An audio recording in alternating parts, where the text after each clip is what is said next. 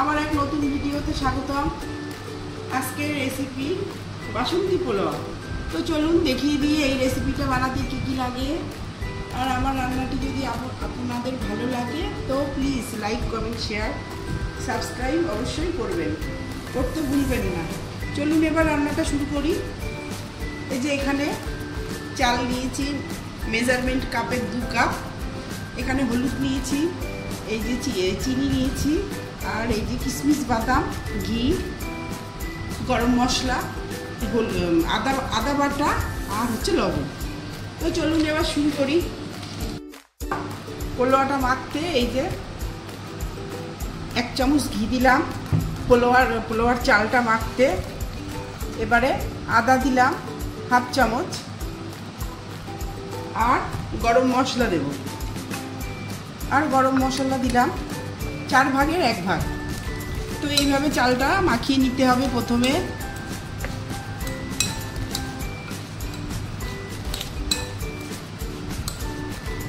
এবারে লাস্টে হলুদ দিলাম 1/2 চামচ।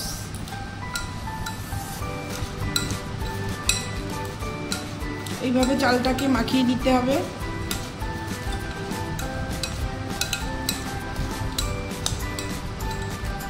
হলুদ আর একটু দিলাম, আর 1/2 চামচ দিলাম, নাহলে ঠিক হলুদ হচ্ছে না।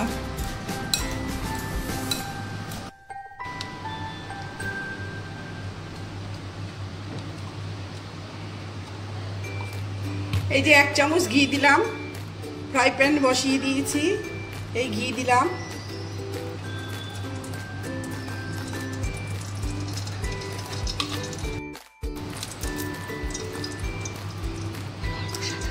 অল্প সাদা তেলও দিলাম।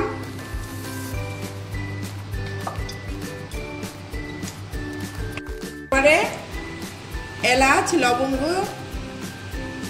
আর দারচিনি দিয়ে দিলাম তেলে। তো দিয়ে দিলাম।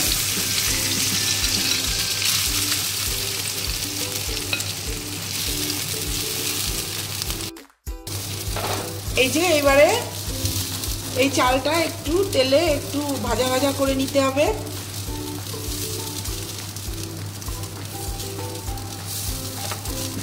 এভাবে হালকা হালকা করে একটু ভেজে নিতে হবে।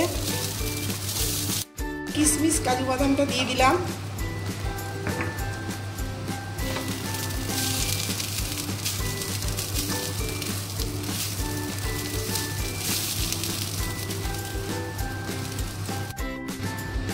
তেজপাতা দিলাম একটা, আর স্বাদ মতো লবণ দিলাম 1 চামচ। এবার আরেকটু এটা নেড়ে নেব।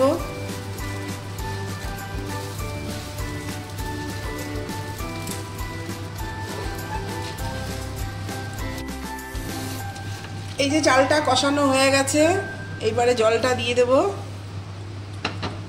2 কাপ চাল, 2 কাপ চালে 4 কাপ জল। এই যে জল 4 কাপ।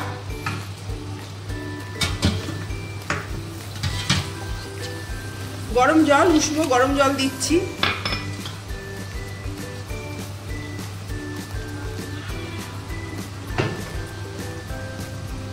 এই যে 4 কাপ জল দিলাম। এবারে এটা ঢেকে দেব।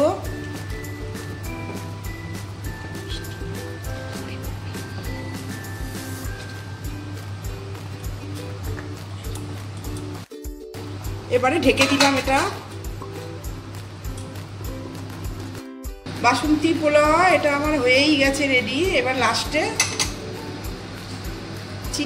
চিনিটা দিলাম 2 চামচ।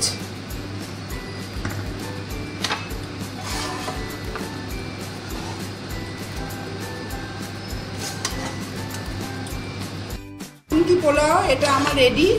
এবার আমি নামিয়ে নিচ্ছি।